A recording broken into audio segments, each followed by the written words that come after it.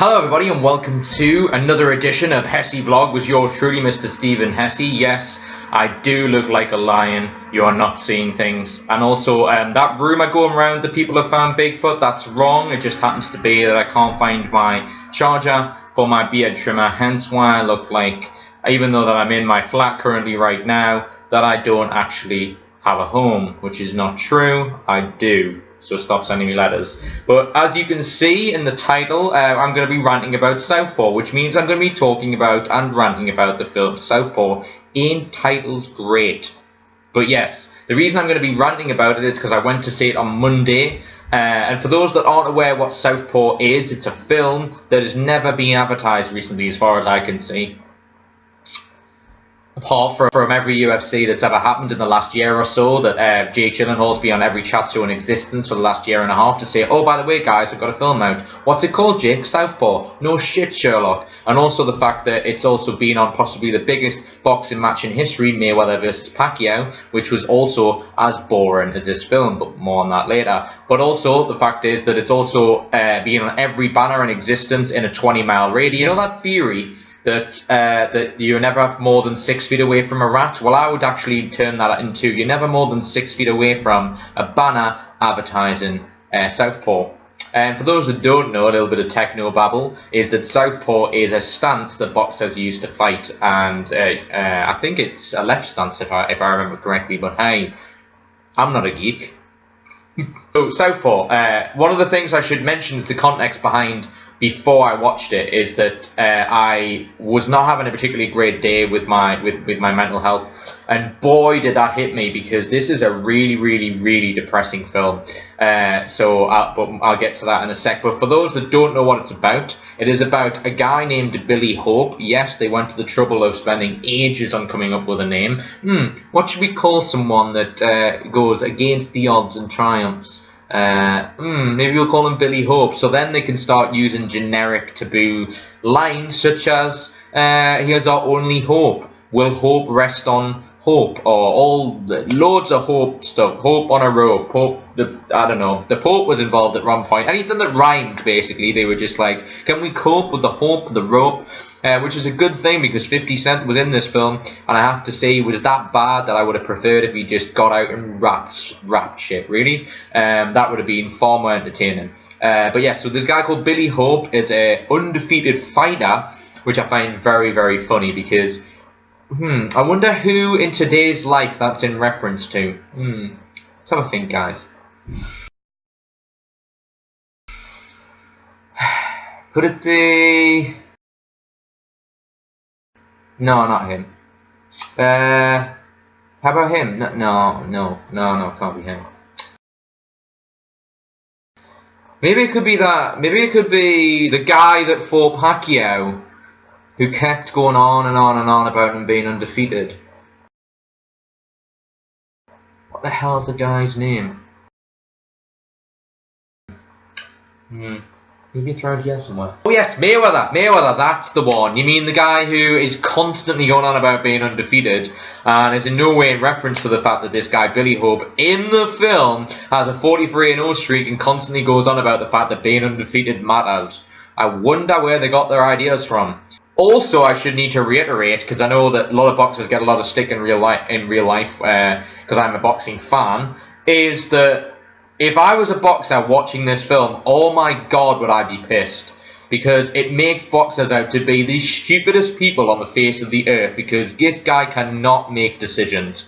And for those any boxing fans that are watching this, how you spell pissed is P-I-S-S. I'm joking. Do not hit me. If I was a boxer, I would be breaking shit, and I would be going, oh my god, this is just the most stereotypical film, because this guy Billy Hope, played by Jake Gyllenhaal, he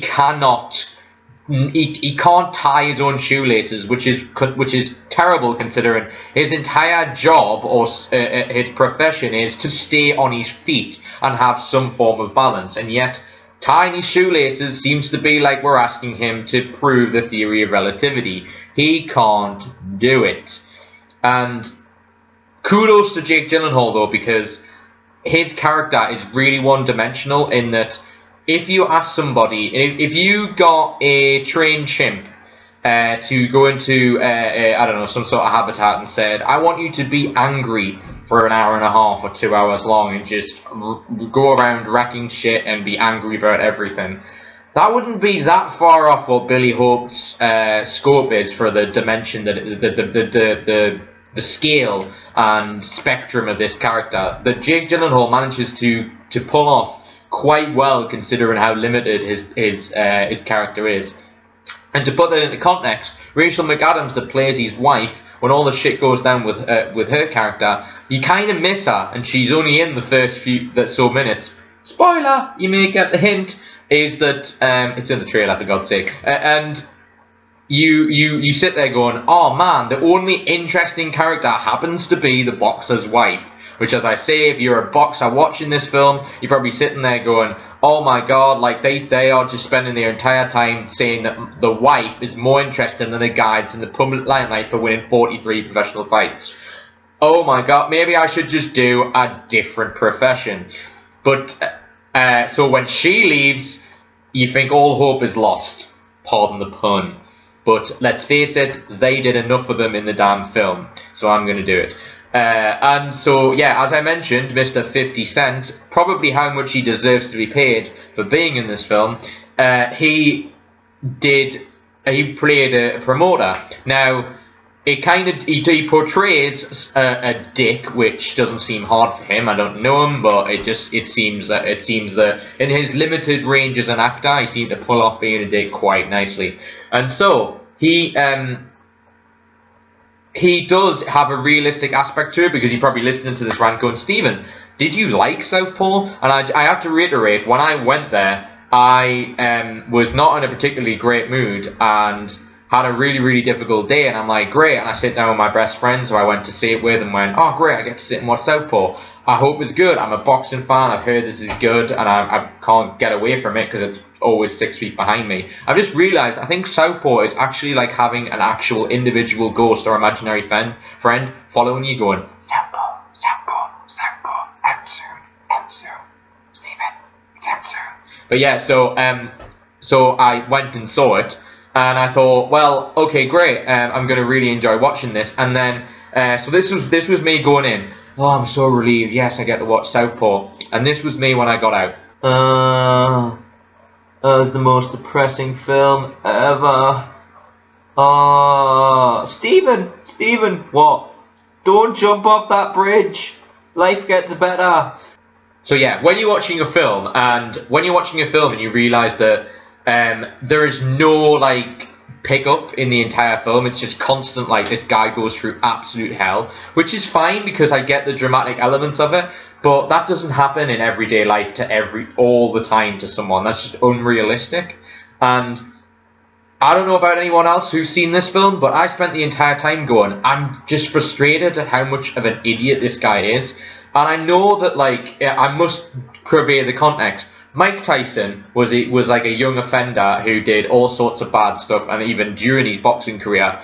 But he said that boxing saved him because he would be like most professional fighters say, that they would, like that old joke that Dana White says, that fighters usually say to him, what would they be doing if they weren't fighting? Well, I'd probably be robbing your house right now. That's the kind of level of people that sometimes get into fighting. But it doesn't mean they're all like that. It's just the same as me saying that they're all educated and that none of them are like that. But as I say, it portrays boxers in a really bad light. But what it does do well, because thinking, Stephen, was any part of the Southpaw that you did like? And I'm like, the answer is yes, there are some. Rachel McAdams, who played his wife, was really good in it, and I thought she deserves some praise. Also, I think I think that the portraying of what I use, the good old Star Trek species Klingons, as in people who tag along, people who are remotely famous, and then leave when it gets tough, that's a realistic interpretation, because if you ever listen to any professional fighters or sportsmen who leave their profession, they suddenly find really quickly who their actual friends are once they lose their reputation and they're no longer an active participant in the sport. That is very realistic, and like I say, as much as 50 Cent deserved his 50 cents I hope he got for doing this film, He does show you what promoters are really like. Promoters are pricks, and will do anything to fuck people over, basically. And that I think that's a really good, realistic interpretation.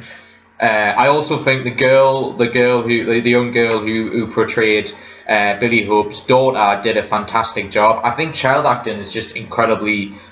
They're getting better and better. I mean, Dakota Fanning is obviously a great example. For those that don't know, she was in the remake with Tom Cruise of War of the Worlds, and a bunch of she was in a bunch of other stuff, and she was just an incredible child actor. And we've had other examples like Will Wheatons and River Phoenix and all these other, and Macaulay Culkin and all these kind of other people. And I actually think they do like a really, really good job. But when a child has a more has a more spectrumed range than the main character of the film, that, bear in mind, like I said, you spent the whole year and a half promoting, that's kind of a problem.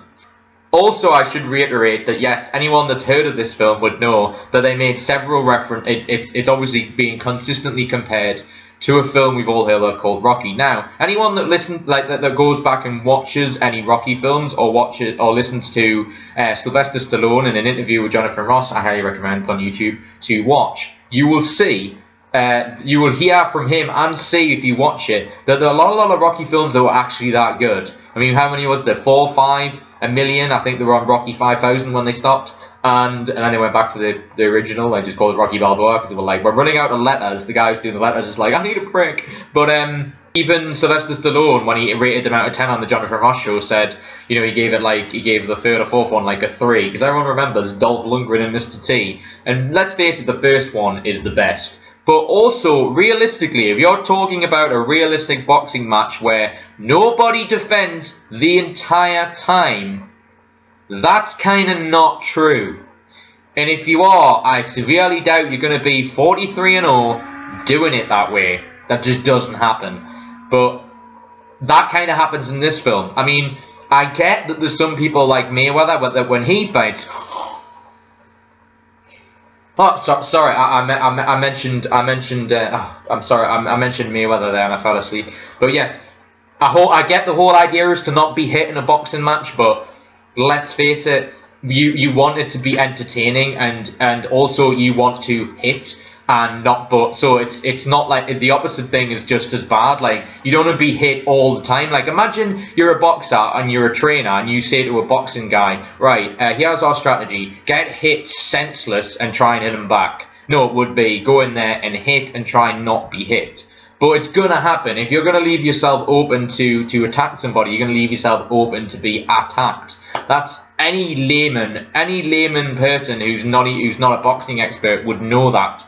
And yet in this thing, it's like they don't do any defense at all until towards the end of the film, and it just kind of annoys me that it's like that. Having said that, in terms of how it's made, it's really well done. It uses Madison Square Garden. All the people from HBO are in the film and commentating on it, so it does look real, and it's really well made. So kudos to the director for actually giving a shit. And considering how limited Jake Gyllenhaal's character was, and he's in the majority of it, then yeah, I think he did a good job with being essentially an idiot. But that's like sort of saying that horseshit is the best form of shit. There's only so much you can do when shit is put in front of you. But yes, overall, I think it's one of them films like Inglourious Bastards where you watch it the first time, you'll enjoy it, but you very most likely you'll not want to watch it again. That was my feeling with Inglourious Bastards. It's just like, yeah, that was good, it was well made. Tarantino's clearly talented, but I'm kind of done with it. That's how I felt while watching it. And as you say, when I walked out, as I showed you earlier, kind of was a struggle to find anything remotely positive. Also, the ending is kind of predictable. They also could have done it another way, obviously, because there's other ways you can do it. I don't think the ending leaves you with no real. You know how the ending's supposed to be a kind of sort of uplifting, and I left it going, God, that was depressing. You don't feel inspired at the end, which I think is what they were going for. So I think for something that spends the whole time wanting you to be inspired at the end of it and encourage you to to keep going. I didn't feel like that. As I said at the end, I felt more like jumping off a bridge. So overall, it's a good film. Forrest Whitaker's in this as well. He does a good job. The guy who plays, he's again very generic boxer, but the guy who was his opponent and for the majority of the film, I thought did an okay job. So go and see it. But I'll put it this way: I'm not going to be queuing up to buy the DVD, just like I'm not queuing up to buy another Mayweather pay-per-view. Sorry, Mayweather. Thank you so much for watching my review and rant of Southpaw. I hope it makes a logical sense. I'm going to be releasing more vlogs every Monday. This is just a bonus one, just to kind of show you how it's going to be from now on. And some of them are going to be serious, some of them are going to be a little bit in between, some of them are going to be purely just me messing about. But that's going to be something that's going to be on this channel every week on our YouTube channel, so please do subscribe if you're watching this. That would be appreciative, and I'll see you next time for another article, another rant, another thought, another tangent. But thank you. I've been Stephen Hesse. This is my Geek Apocalypse YouTube channel, and thank you for listening and watching, and I hope I didn't bore you like one of Mayweather's fights. If I did, hope you had a good nap. Thanks guys, see you soon.